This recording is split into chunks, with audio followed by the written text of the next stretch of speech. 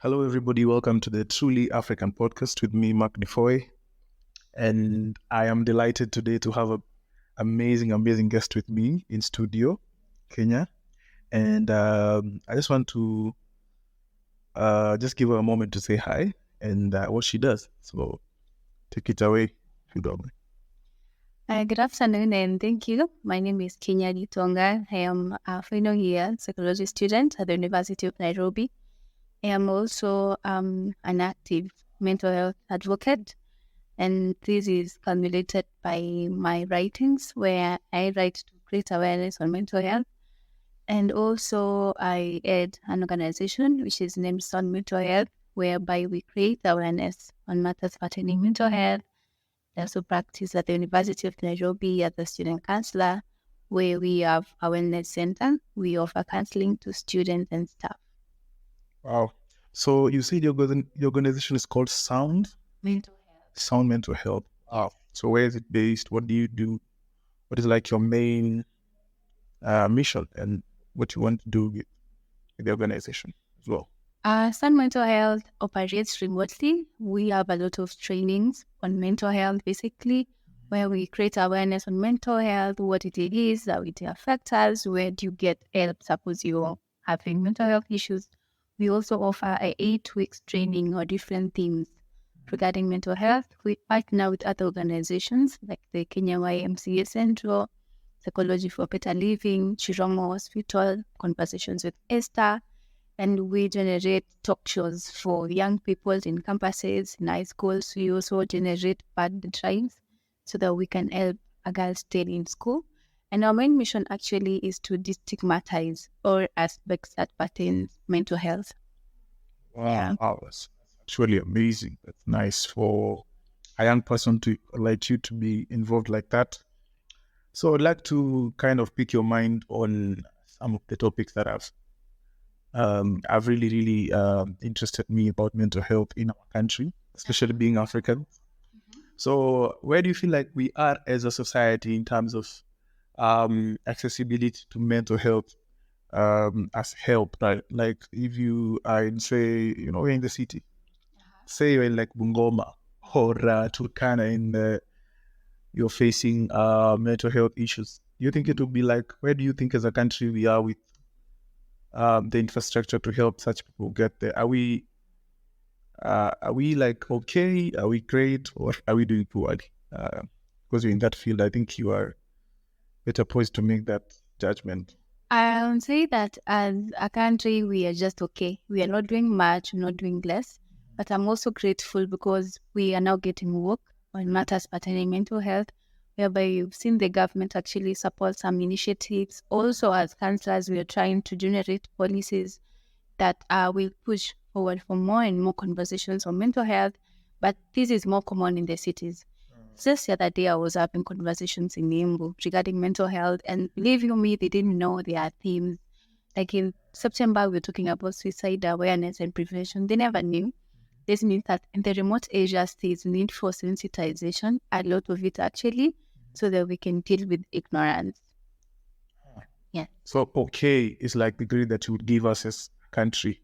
Mm-hmm. But I would feel like if you are in a rural area in the country and you wanted help with the mental health, I think people would be more prone to talk about witchcraft. Have you found experience people who think that still have those stereotypes of I don't know, witchcraft and castes and such? Have you experienced anyone with that kind of thinking in your line of work? Yes. And one thing I always say is not every man is really mad. Because most of these people actually are having real mental health issues. And what they need is assessment and medication. But the moment you label them as this person is bewitched, they will never actually feel the essence of reaching out to get scientific medication and all that. So we also need to work on the beliefs, because I believe that religion and beliefs and cultural doings are central to life. But also it is the high time that we eradicate the negative, I would say, not helpful beliefs that we have, especially pertaining mental health, not only be wishing that we have, but we have a lot of myths and misconceptions that we need to work on so that people can have the reality and the fact on such things. So you feel like people are not educated enough on this matter, be able to understand people who are going through it. Yes. So you said not every mad man is actually mad. Yes. Yeah, that is very interesting. So would you be interested in just giving us a brief of some of the types of mental health issues that are out there? I know many people just label everyone mad, so they don't understand maybe he's going through this and he's going through that. We just saw a former Citizen TV journalist on the internet, saying that they were diagnosed with bipolar disorder and it just ruined their life. So what are some of the, types of mental health disorders out there, just to help my audience get a better understanding? In mental health, we have an array of disorders. It depends on what the issue is. Because maybe we can say that we have types of disorders that fall under substance abuse. We can have disorders that fall under probably sleeping or eating disorders. We also have disorders that fall under a category whereby maybe they are biologically brought up. And I'll just talk about the major mental health disorders that we're facing. I would just want to mention probably depression, because this is one of the things that we've been hearing consistently, and people actually misunderstand what depression is, and they cannot tell it different from depression and stress. So maybe you just called your friend and you're like, "How are you faring?" They tell you, "I'm depressed." That is self-diagnosis. So we need to understand that there is stress and there's depression. Stress is short-term, and it's something that you can solve. But depression now, it needs you to really seek medication and also seek therapy. And depression is cyclic. It doesn't occur overnight. It takes some sort of time. But stress is something that you can just experience. And also we tend to have what we call anxiety disorders. And this is whereby probably we see it is characterized by worry, fear. There are people who have general anxiety disorders. There are people who have specific, and there are people who also have social anxiety. So as we can see, each and every category has other clusters under it. We also have what we call bipolar, we have schizophrenia, we have substance abuse. We also that is also classified as a mental health disorder as well. we have disorders that stem actually from substance abuse, maybe like substance-induced psychosis. It is also a disorder on That's its a own. big word. People who have not done this before, they cannot understand what you're talking about. But you said substance-induced psychosis. Yeah, psychosis is whereby someone is losing touch with reality. When they're under 8, this is brought about by substance abuse. Yeah, it's our word. And also say that most of these issues actually have factors that bring them on board.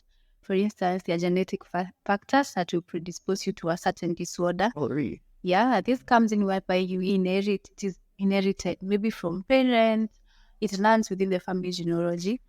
There are also chemical imbalances that can predispose you to mental health issues. There are biological factors as well. And we can also talk about environmental factors, whereby maybe the environment you are in is toxic and it is affecting your psychological well-being. And when you are talking about mental health issues, actually, we're talking about your mental well-being is characterized by emotional, psychological, and social well-being. Oh, wow. Yeah. Wow, that's a lot. There's a lot that you've just talked about there. Yeah, sure. I feel like we should unpack for a bit. So let's talk about social anxiety and how that looks like. Because I feel like I know people. I feel like I know people who have that, and I feel like it would be very helpful for them to know how can they begin to get help if probably they have social anxiety. Because I feel like that's a big one. There are people, when they see other people or when they use social circles, kind of does something to them that they cannot even express themselves or be themselves. Yeah, sure. So do you mind talking about social anxiety, what it is, and how someone can begin to beat it as well? Yeah, I understand. And I like the fact that you've mentioned some sort of what people get, what social anxiety is. It's whereby when you are exposed to a social setting thereby you're not really okay. And first thing I want us to understand is when you're talking about mental health issues, it is not an issue per se until it starts affecting how you function, how you relate with people, probably how you relate maybe at work. When we talk about social anxiety, what we can get is a social setup. A social setup is characterized by maybe you're out there in church, anywhere where there are crowds. And something else that people do not understand is you tend to hear maybe a caregiver is the victim. They are wondering, how are you not okay when we are out in public, whereas we can sing in church? That is more of actually not understanding. What we need to do is we need to validate what this person is undergoing through. So I'll unpack social anxiety as what we call social phobia, which is a common mental health condition. It is characterized by intense fear of social situations. And people who have this condition actually they experience excessive self-consciousness. Maybe they are walking out there in town, and this is one of the really get to be aware of themselves. Maybe they are dressing, they are wondering, is so and so looking at me? Is so and so looking at my walking style? Am I really okay? And they also actually have a fear of judgment. That's why you find someone before they step out of their room, they have changed and changed multiple times. They're wondering how do they look like, and they tend to avoid social gatherings. You find if it is in crowded places, they don't want to be there. That is because they are not really okay. And what we do wrong is at times we force them out there, whereas they are not okay. There's a certain way whereby you get people, you condition people to social gatherings, but it means a professional. Because at times we do more harm than the good that we are doing. Yeah. And so how we can handle this is at times therapy is very important. And also there are certain situations whereby it is extreme when medication comes in. But it depends with a person's case, and you as someone who is not qualified, you can't just probably guess this one needs medication, this one needs therapy. No, they need to see a professional who can really review and assess their case and then come up with solutions to help them out. Wow. Yeah. That's very helpful. Thank you. I think people will find that very helpful because I think it's more common than people talk about. So I think there is this mentality of old that comes, and there's a lot of stigma people who are facing. Have you dealt with people that have been through this, and how has stigma affected people trying to get help in the mental health space? Like, if you would just talk about your experience with stigma as well, and why and how hurtful it could be to people, Yeah. and a lot of people who maybe they're not even full blown mad, they just have episodes here and there. But people have stigmatized them so much that they cannot do anything again. It's just like you're facing, maybe say you have bipolar disorder and you get angry beyond what's normal and people just isolate you. What's the experience with stigma, and how can people just get past it and learn to accept people there? One thing I actually pose to the audience who are hearing us right now is people know what stigma is, and it's not like people do not know that stigma is wrong. People know, but still they propagate stigma. So why are we doing that? Whereas we are educated and awareness has been created separately that stigmatizing, discriminating is wrong. So why do we continue doing it as Kenyans or maybe as an individual? It is very wrong actually to stigmatize, and we have seen people get stigmatized due to mental health issues. Those that are also HIV positive, they also get stigma. And I would say that one of the things that stigma does is that it makes someone feel isolated. We all want a sense of belonging whereby we feel we are valued by the community, by friends and family, and now stigma takes away that. The second thing that stigma does is that it disables help-seeking behaviors. Help-seeking behaviors is whereby I learn that I'm not okay mentally. Say that again. Help-seeking behaviors. Yes, help-seeking behaviors. Okay. This is whereby I learn that I'm not okay today, and I feel that I am very safe to talk about it and very safe to actually seek assistance. But most of the times that when people work in these facilities, it is the doctors themselves that will stigmatize this individual. That actually will minimize the ability to seek for assistance. And it also prevents early diagnosis, and intervention. Research and statistics have shown that most of mental health issues can be diagnosed as early as 15 years old. But now, since parents do not want their child to be diagnosed as ADHD or maybe they have bipolar, because other parents or maybe teachers in schools will stigmatize these kids, they choose to keep quiet. And these issues actually affect these people once they are adults. So when we minimize stigma, when we minimize discrimination, actually it enables people to walk into facilities and pretty early they start seeing the signs. And this means that we'll have early intervention and also diagnosis, and that minimizes actually the cases that we have on mental health issues. So I would say that stigma is so wrong.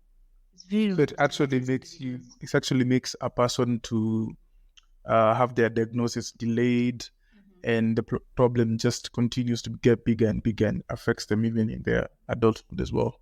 very true. Very true. Wow, that's very interesting. So there's some other things so as I had said, you had mentioned so many things that I want to unpack one by one. And I remember, what is the importance of having a space that is not toxic, and a space, what does a toxic space look like? And what is the importance of having a space where, it's not, you talked about people being genetically, what is the word? Yeah, just like, they are more likely to become depressed because of their genetics as well. But before we get to that, I'd just like you to talk about, you mentioned mental health issues emanating from being in a very toxic environment as well. And I believe many, many people have, are in relationships, that are very abusive and they cannot leave, or they choose not to leave and they don't know what that effect has on them, or they are in workplaces that are very, very detrimental to their mental health. So what would you say would be the importance of, finding, creating for yourselves a space that it does not affect your mental well-being as well? Or just talk about all of that toxic space and all that comes with it as well.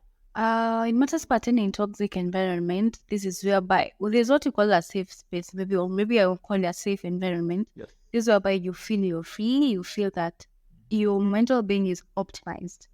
But a toxic environment is whereby you feel that you're not okay and it is doing more harm to your mental being. And a lot of people you've been hearing statement that this is a toxic person. I'm in a toxic relationship. This means that they feel that it is doing more harm than good. And when we talk about toxic environment, it might be in context of homes, maybe in context of your workplace. And also, this is where we feel that there are high levels of stress. Stress is something that you cannot really avoid entirely. But there are issues whereby you feel that this is elevating your levels of stress. It is also characterized by harassment. Maybe you're not really okay. Yeah, probably there might be several cases of conflict. And there might be lack of support as well, because support is very key on matters pertaining mental health. And I'll say that dealing with a toxic environment might be challenging, but it is very essential. Because the moment you keep on tolerating the same, you're doing more harm to yourself. Mm-hmm. So I know you heard about people being in abusive relationships, but they are unable to find the strength to leave.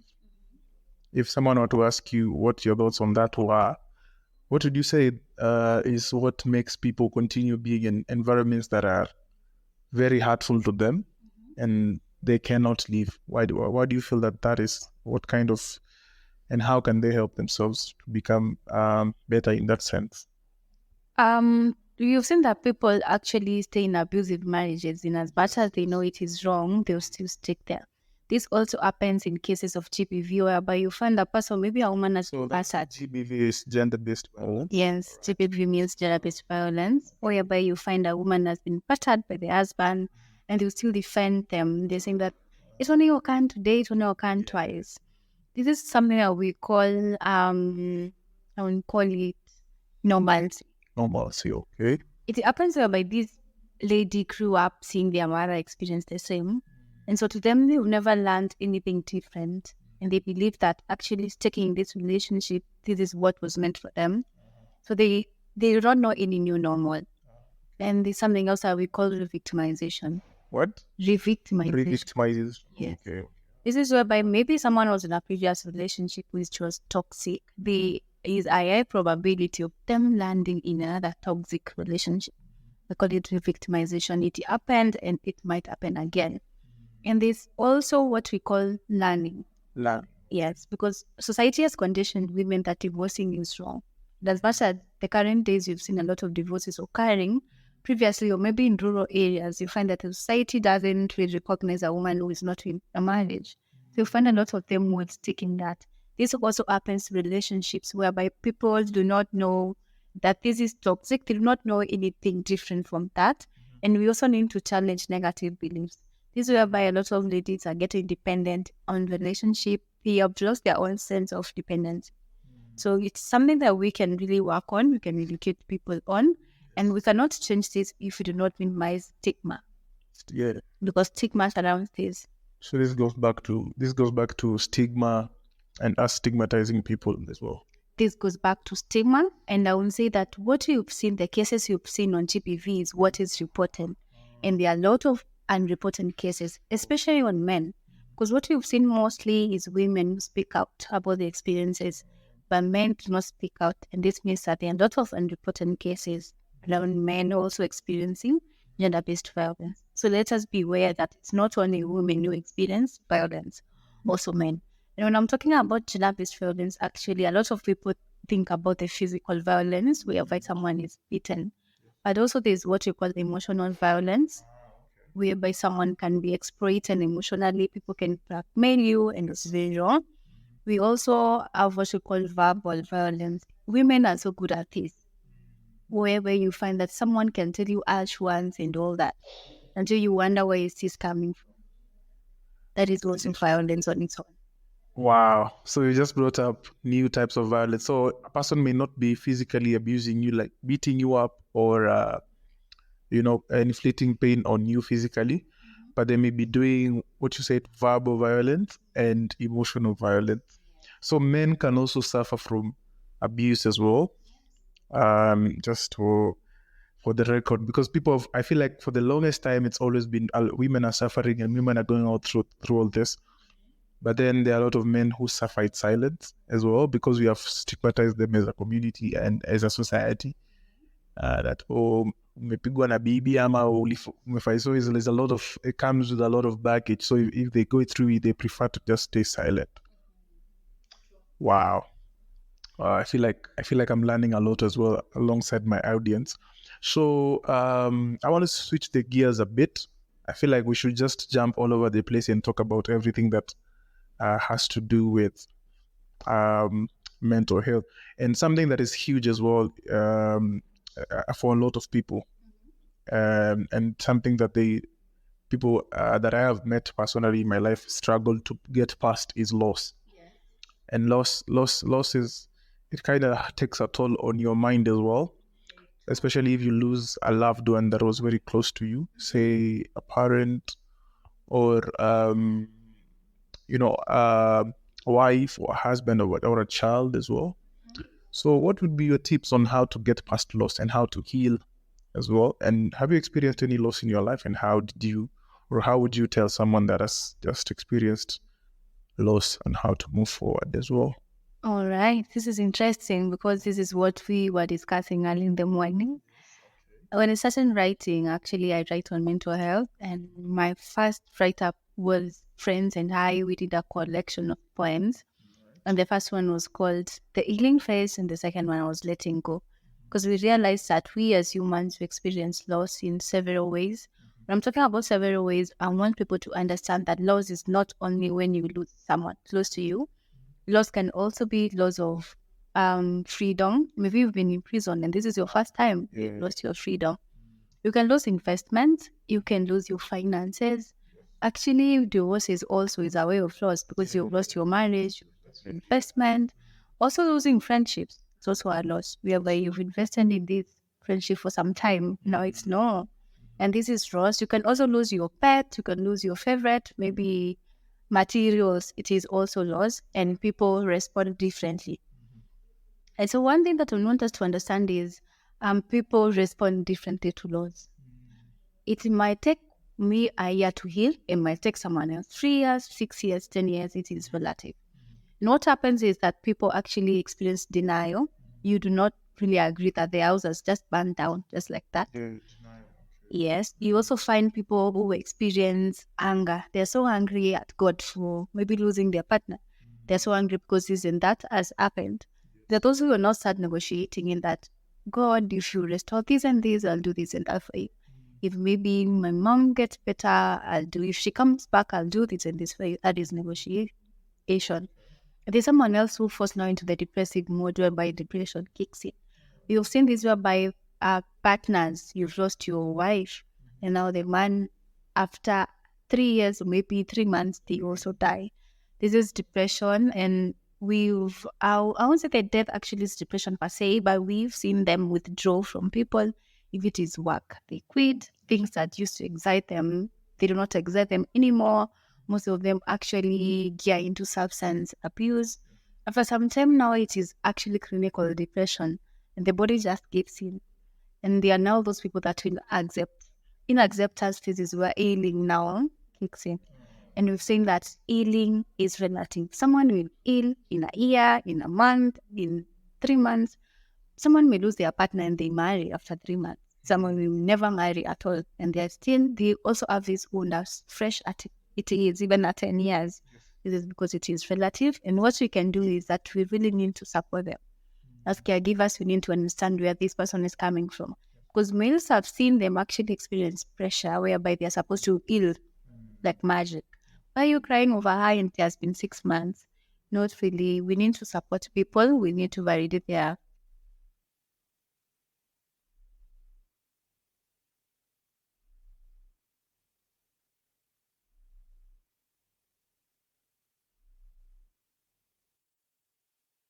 feelings. And when I'm talking about support, I'm not only talking about financial support. Support can be emotional support, whereby you're there for this person all through.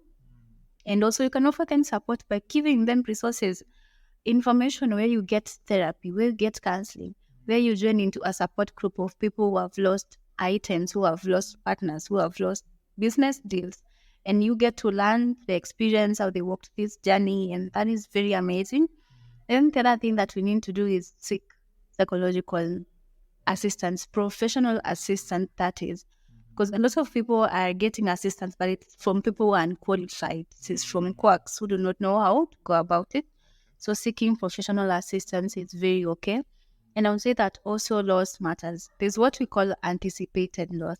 This is whereby maybe you've someone who has been sick for some time and you can see that their condition is not improving. This is something that you've been anticipating for some time. And someone can start actually grieving before they die. But there's something that was unexpected, and all these things hit people differently. Because you were with your parents today in the morning, they were fine. At noon, you were being torn, they are not there anymore.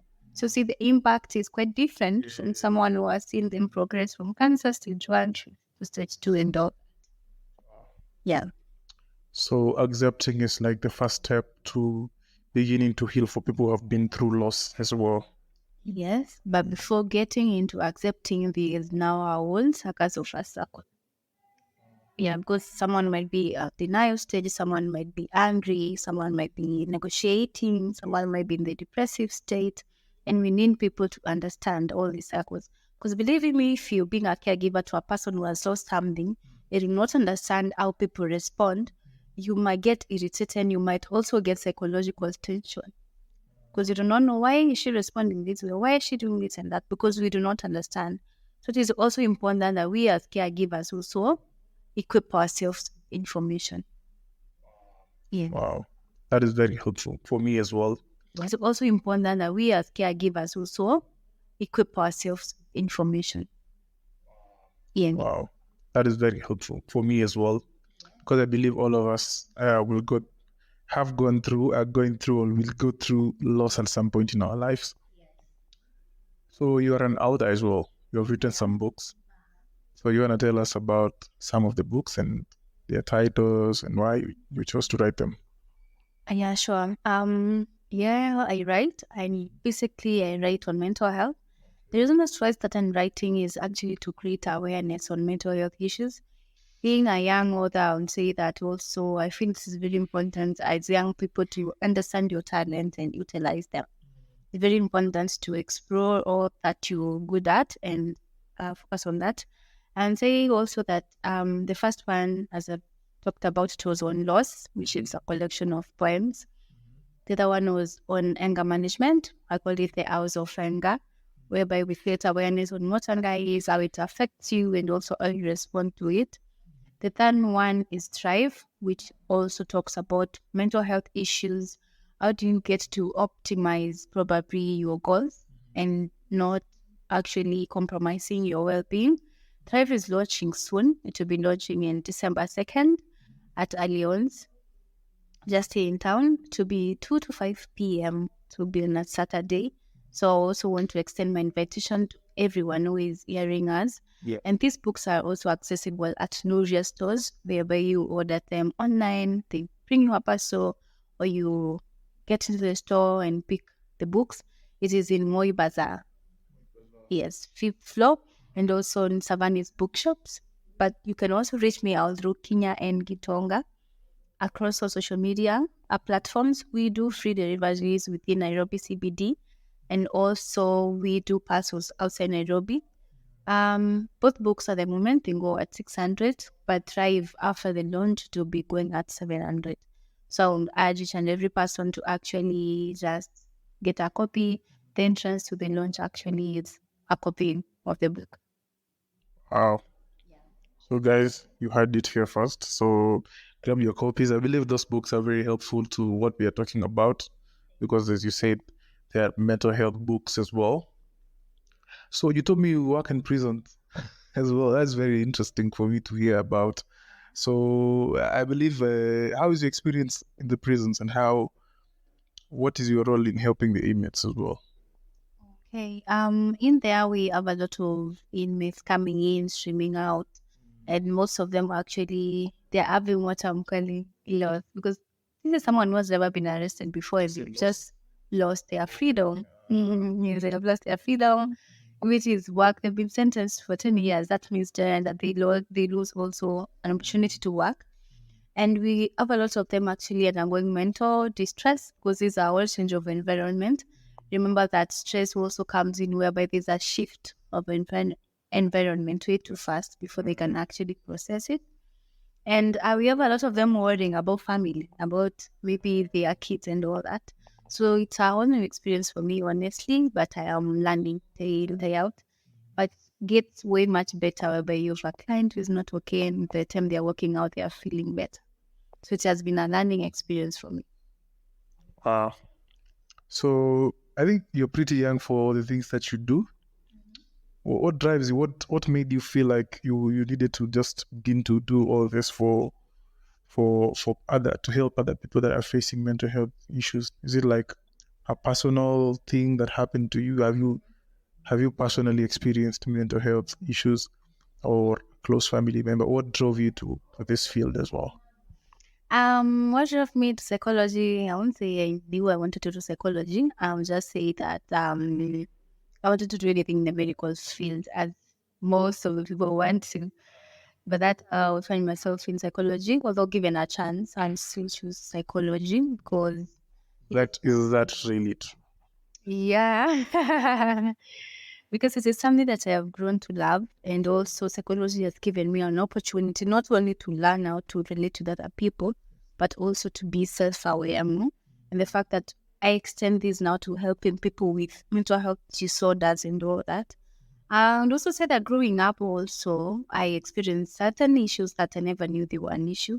I have seen a lot of my friends also grow in abusive backgrounds and all that. And so it has been more of a healing journey for me as well, and also extending it to my friends and other people. Yes, so it is more of service to humanity. Wow. So a lot of people grow up in abusive homes as well, and they grow up to be adults who cannot accept love or be in relationships as well. Have you worked with people that are really, really in a place where they may want to have relationships but are unable to because of the things that they went through as children as well? Have you seen that? Because I've seen people who cannot be like they cannot allow themselves to love because maybe they grew up seeing their mother being beaten up as well, and they grew up to hate men. Or they saw their dad being abused. They grew up to hate women. Um, how can people begin to heal from that? Like, do you have any pointers, or have you worked with people like that in the past? Because I feel like that is a huge one in our society. Because I feel like in the 90s, when those of us giving away my age, those of us who grew up in the 90s, there was a lot of abuse in the country, and women are not respected, and people felt like they had the right to discipline, in quotes, their wives. And this has really had a negative toll on most of us who have grown up. So, do you have anything to say about that as well? I'll say that everyone experiences certain things as they grow up. And one thing that parents need to understand is childhood experiences are vital. Whatever this child, remember that we are told by the fathers of psychology that we are born as blank slate. And this basically means that whatever we experience at the tender age actually has an input to how we grow up as an adult. And so everything that this child experiences, everything that this child actually learns as they grow up, sort of molds their personality. And we'll say that whenever a child has grown up seeing, remember I said in victimization, if a lady grew up seeing that their mother is always being beaten, a lot of them will actually find themselves in such relationships and persevere because this is what they know is not. But there's someone else who would be like, I don't want to get married if this is what marriage is all about. Yeah. Why? Because you do not know a new normal whereby a marriage can work without being beaten.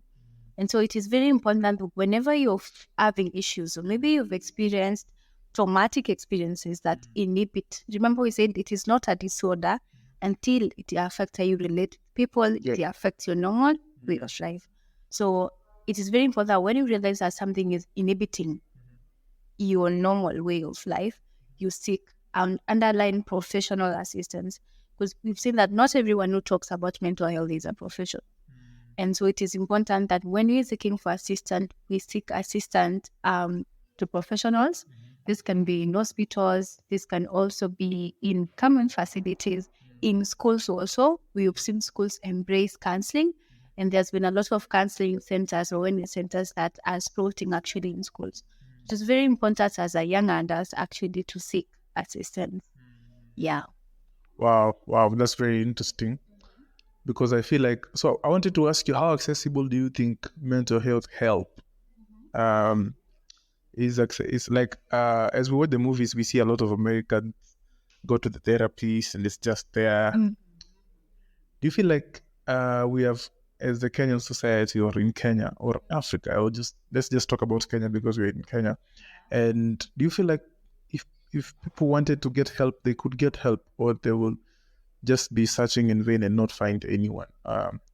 Maybe if they find the few that are there that are they are not affordable, or they cannot even reach them or something. You feel like where can people get help where that you know of in the country? I'll say that counseling and therapy in Kenya right now might be a little bit expensive because you've seen that there's no standard rate. One counselor is offering 1,500 per session, someone else is charging 5,000, and that makes it expensive. But there are sites that offer free counseling opportunities. For instance, at Kenyatta National Hospital for youths below 25 years, actually it is free of charge. And also you've seen that some government hospitals, if they embrace therapy, you find that counselors in there actually they are free. And also in schools, for instance, here at the university, we have our wellness center. We do not charge actually. The University of Nairobi, we have a wellness center, which is situated in second floor, and the building is towers. We offer free counseling services to students and staff. If you might be lucky enough, you might find some counselors who have a period of pro bono counseling. So it depends with where you are seeking. And also, I would say that the internet offers resources regarding counseling But beware, there are some, Google doesn't have a restriction on materials that are uploaded. So you might find that people can also upload irrelevant materials. It's very important that you do a background check and also get to understand, is it legit? Is it not? So just with a little effort and a little information like that, I think if you're looking for a counselor or a therapist, you can find one. That's what you're saying. Yes, you can. Okay, guys, you had it here first. So, wow, that is very interesting. So, do you feel like the government, I know Kenyans don't like to hear that term, but do you feel like the government is doing enough to like help the cause of mental health in this country? No, the government is not doing enough. It's actually doing bare minimum. But I believe that we've started out quite well because you've seen a lot of people embrace mental health issues. You've seen a lot of parents actually embrace the same. So I believe that going forward, in as much as there's a prevalence of mental health disorders, things will be better. So they could do more, is what you're saying. Actually, They have to. what? They have to. They have to do more. Okay. You cannot have a grade 4 kid actually contemplating and attempting suicide. This means that this thing is serious and we really need to address it as early as now. Yeah. So I don't know if you've followed the news in the last couple of years. We've had a lot of suicide cases. I was in an Uber the other day with my Uber driver was telling me in a local village in central Kenya, where he comes from, they've buried around 15 young people in the last, that's like baffling, 15 young people in the last 1 year, just because of suicide, and people are just giving up. Why do you feel like a lot of young people in the country are just ending their lives, and how could this be remedied? This conversation actually is very timely as we're in September, and in September we do suicide awareness and prevention. And so suicide, yeah, it's alarming. Statistics have shown that within the last 2 months, we've had 24 cases actually reported. 24 not contemplated its successful. 24 people have killed themselves. Yes, they've died of suicide, and 19 of them are men, and you can tell the remaining are women. And this means that suicide is a real thing. Yes. It needs to be addressed. And I would say that as young people, one of the things that we are facing is lack of resilience. What? Say that again? Lack of resilience. We are adulting at an age whereby there are a lot of issues where you've had tough economic times. This is where you've seen a lot of family issues.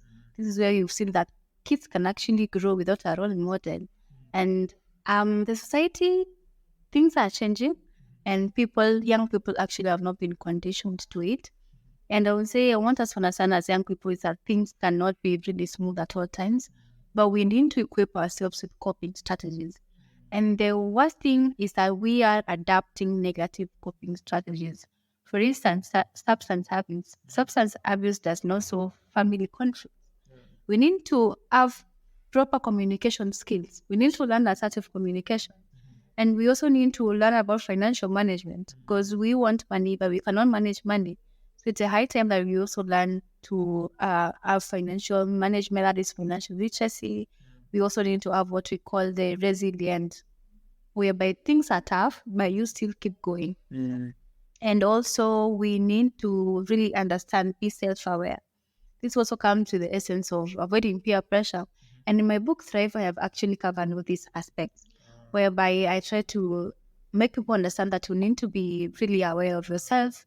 You need to be content with yourself, because we've seen a lot of ladies actually kill themselves because they feel that this is not their ideal body image. And we also want to emphasize on communication skills. Communication is really key, not only at home, not only in relationships, but also work, life. It's very important. Yes. Because a lot of young people are having issues, but they do not know, how do I go about it? Whom do I tell? Where can I actually seek assistance? But when we keep quiet about it, we cannot tell. But I also feel that the society needs to be educated on the warning signs of suicide, because a lot of people are actually trying to reach out, only that they do it indirectly.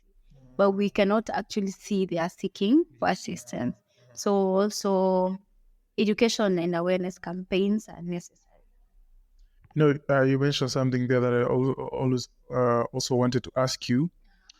You know, a lot of friends of people who commit suicide suffer from a lot of guilt afterwards, and they feel like, why did I did not why did I see this coming, or why they look so fine, and what are some of the signs, the hidden signs that you can look for in people that are suffering in silence, and maybe you can see it earlier before gets to suicide, as a friend or as a parent of a child, and the child is suffering in silence.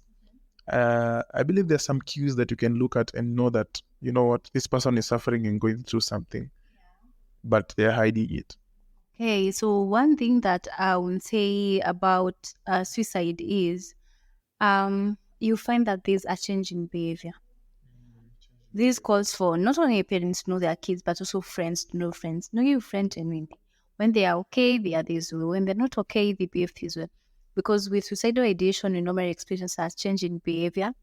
You normally experience changes in mood. You find that someone who is ever cheerful, they're not getting irritated easily. They always have temper tantrums because, people have defense mechanisms whereby you have an issue, but you're trying your way around it. You find a lot of people will actually project it to others.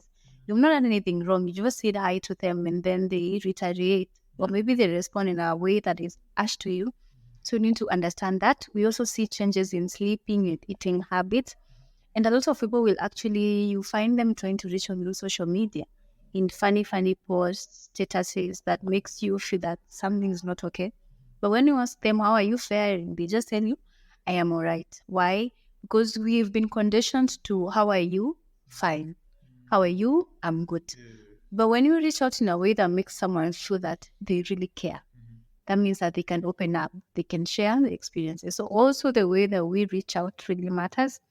And believe you me, this person knows that committing suicide is wrong. And what we do is that we get mad at them. Hey, you're trying to kill yourself. Don't you know? Don't you know? You're actually making them be defensive because they are feeling judged already. But suppose you approach them calmly and tell them, I care about you. Your value, you cannot be replaced. What? I am here for you. I'm willing to listen. I understand. This person feels that, yes, they care. And that's where you find them actually opening up. They'll tell you because of this, because of that. They actually give you stories. And so it is important that we use the correct approach. And the other thing is you find a lot of people saying goodbyes. There are those that you write wills and all that. So it is important now that we actually educate ourselves on this. And now, how do you handle someone who has maybe opened up or you found them that they are actually contemplating suicide? Contemplating suicide is when you are thinking of suicide.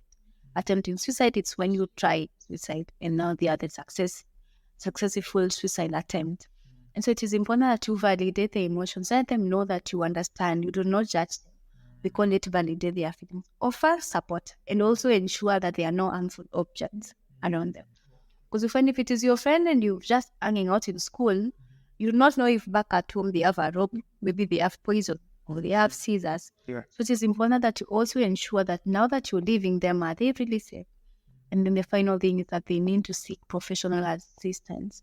Because there's a lot of stigma surrounding suicide whereby you feel if he or she has been trying suicide, that means he automatically die of suicide. No. Let's leave these stories. Have you tried to have them reach for professional assistance? Yes. So let us not make assumptions at all. Wow.